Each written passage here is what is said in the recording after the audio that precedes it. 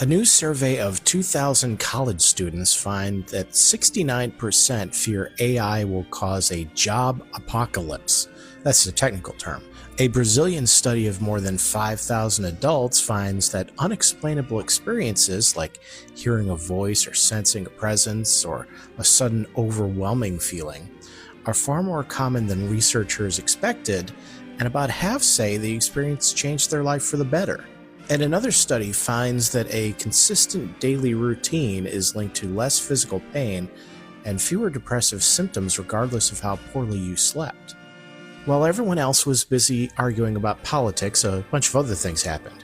I'm Keith Conrad, and this is New Side Quest. Tucker Research surveyed 2,000 U.S. adults currently pursuing higher education between late June and early July, commissioned by the email productivity company Superhuman, and the numbers describe a generation doing something specific and really kind of interesting, trying to fight a threat with the thing doing the threatening. Just 45% of students surveyed feel optimistic about the job market they'll enter post-graduation. 69% fear AI will cause a job apocalypse. 22% have changed their major or concentration because of job market concerns driven by AI. 12% have adjusted their career path, and 34% are specifically pursuing higher education to avoid what they see as coming. And yet 91% of students are working to upskill themselves outside of their college courses, and 43% are using AI itself to learn the new skills. The students who are most afraid of AI are simultaneously using it the most to try to prepare for it. I actually talked about this back in July. Gen Z uses AI more than any other generation, and it's also the most afraid of where it's heading. And this survey is the career planning version of the same thing. I would say this isn't anything new. I was in college just after the dot-com bubble burst, a moment when the internet was still relatively new, but people had started to understand it had practical uses. Most of my education was about figuring out how to navigate the digital world and how to avoid jobs that would become obsolete because of it. Which is funny because I still ended up working in radio. The specific threat I was trained to outrun caught me from a different direction than expected, and I ended up doing something that didn't exist yet when I was trying to plan for it. BlackRock CEO Larry Fink has warned that the class of 2026 could face the highest unemployment rate among new graduates in years, even without a recession, specifically because AI is reshaping the entry-level roles that have historically been the first rung for college graduates. The specific threat is less knowable than students think, and the most durable protection is probably not picking the quote-unquote right major, but building the kind of adaptability that survives when the right major turns out to be the wrong one. What did you think was going to be the big disruptive threat to your career when you were starting out? And how exactly did it actually play out compared to what you expected? Danger, Will Robinson! Danger! No, Will Robinson!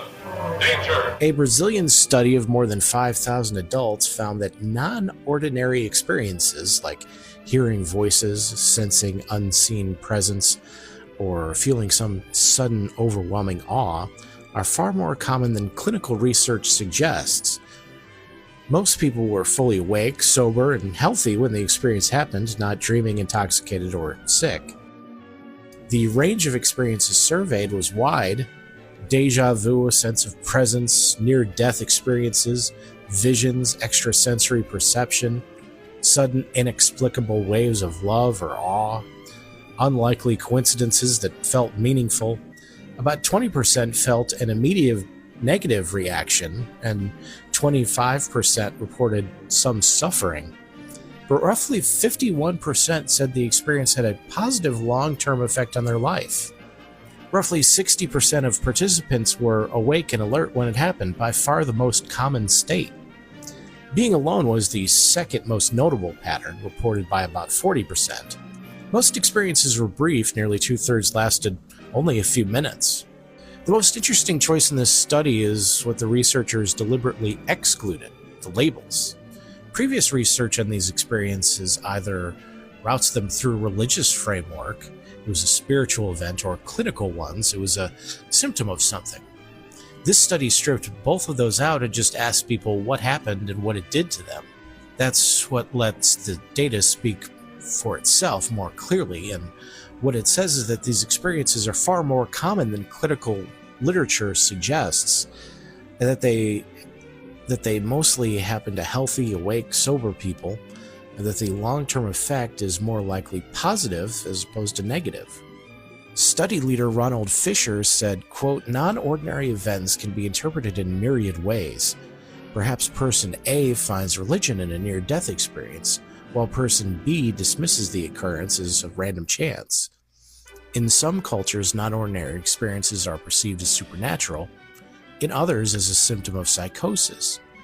Whether non-ordinary experiences are framed as religious, spiritual, paranormal, or pathological, those affected may flourish or languish in the aftermath.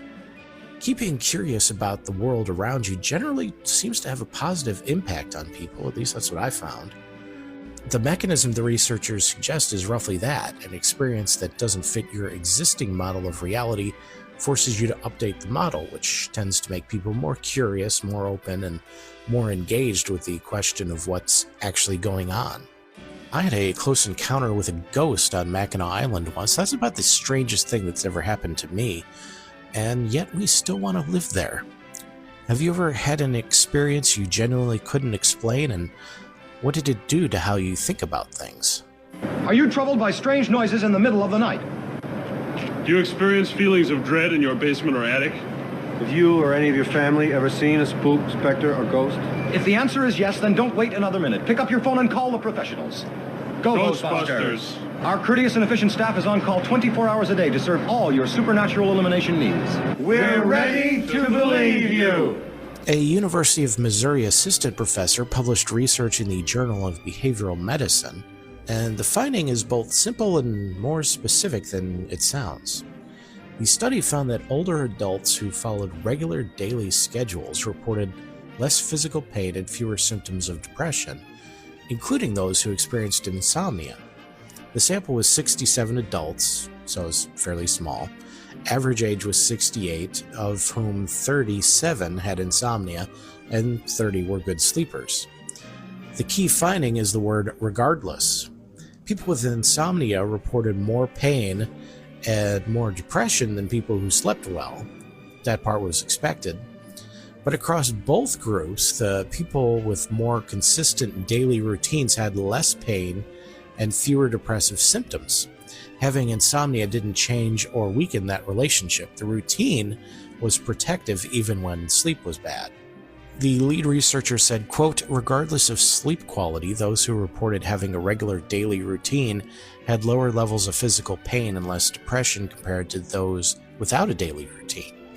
If we are consistent with when we wake up, eat, work, or study, interact with others, and go to bed, those time cues help to synchronize our internal body clocks. Over the long term, that seems to be linked with improved health outcomes." The mechanism is the circadian rhythm, the body's internal 24-hour timing system that governs sleep, hormone release, body temperature, mood, and digestion. When external time cues are consistent, the circadian rhythm stays anchored. When they're unpredictable, the system drifts, what researchers call social jet lag. By the way, I saw social jet lag play at Lollapalooza last weekend. They were fantastic. The mismatch between your biological clock and your actual schedule. The routine is the anchor. When I'm in a routine and knock out what I need to do early, I always feel better, and if I put things off, everything starts to feel like a slog. I mean, literally everything. The research gives that familiar feeling a biological explanation. The cognitive drag of an unstructured day isn't just about productivity or willpower. It's the circadian system running without its anchor. The pain finding is the newer contribution in this study. Previous research on consistent routines has mostly focused on mood and metabolism. Finding a link to physical pain levels is a newer and somewhat surprising result. The researchers propose that a stable routine may help regulate the body's pain sensitivity by keeping the systems that govern inflammation and nerve signaling running on a consistent schedule? What's the one routine you've built, morning, evening, workday, anything, that you'd fight hardest to protect if something threatened to disrupt it? Bravo! That'll be hard to top. I pity the next tale of interest. A man with a machete and a man with a hatchet got into a fight in a Florida parking lot. Both were taken into custody. My primary question is why both of them had their respective bladed weapons immediately available at a moment's notice. The answer has not been reported. I remain curious. That's not a knife. That's a knife. A flight in Canada was canceled after a child refused to sit down and buckle their seatbelt, with the airline unable to depart until all passengers were safely seated. The parents owe their fellow travelers something for that experience. Completely unacceptable. Get off my plane. A 162-year-old bottle of Guinness was found in a shipwreck, and researchers believe it may contain the original recipe, or at least clues about how Guinness was brewed in the 1860s. If they find salt water in there, that's probably not from the original recipe. To alcohol, the cause of and solution to all of life's problems. Infections from flesh-eating bacteria are surging along the East Coast, with health officials urging caution around warm coastal waters for anyone with open wounds or a compromised immune system. The bacteria thrives in warm salt water. Then, as you may have noticed, the summer's been hot. Flesh-eating bacteria. Sure, why not? Professor, without knowing precisely what the danger is, would you say it's time for our viewers to crack each other's heads open and feast on the goo inside? Yes, I would, Kent. That's it for News Side Quest. 3 questions out there for your advice and consent. What you thought was going to disrupt your career and how it actually played out. Whether you've had an experience you genuinely couldn't explain and what it did to your thinking. And the one routine you'd fight hardest to protect. Email me at newsidequest@gmail.com or visit the Substack comments. See you tomorrow.